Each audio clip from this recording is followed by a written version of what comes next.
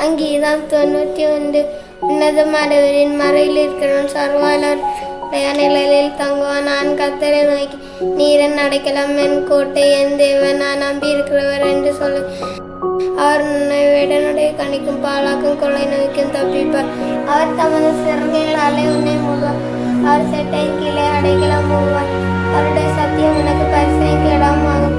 இரவில் உண்டாகும் பயங்கரத்துக்கும் பகலில் பறக்கும் அம்புக்கும் இருளில் நடமாடும் கொள்ளை நோய்க்கும் மத்தியானத்தில் பாலாக்கும் சங்காரத்துக்கும் பயப்படாதிருப்பாய். என் பக்கத்தில் 1000 பேரும் வலதுபுறத்தில் 10,000 பேர் விழுந்தாலும் அது என்னை அணுகாது. என் கண்களால் மாத்திரம் நீ அதை பார்த்து வாக்குக்கு வரும் பலனை காண்ப. எனக்கு அடைக்கலமாக இருக்கிற உன்னதமான கர்த்தர் உனக்கு தாவரமாக கொண்டார்.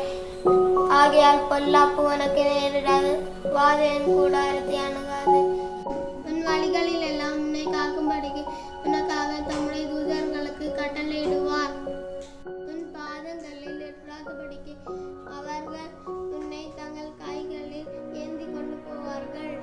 உன் வழிகளில் எல்லாம் உன்னை காக்கும்படிக்கு உனக்காக தம்முடைய தூதர்களுக்கு கட்டளையிடுவார்.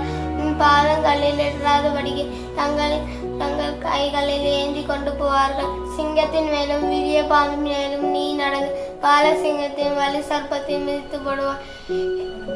அவன் என்னிடத்தில் வாங்கியிருக்கிறபடியால் அவனை விடுப்பேன்.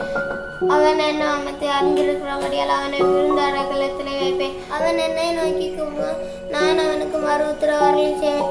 ஆபத்தில் நானே அவனொன்றிருந்து அவனை தப்பித்து அவனை கனப்படுத்துவேன். நீடித்த நாட்களை அவனை திருப்தியாக்கி என் ரட்சிப்பை அவனுக்கு காண்பிப்பேன்.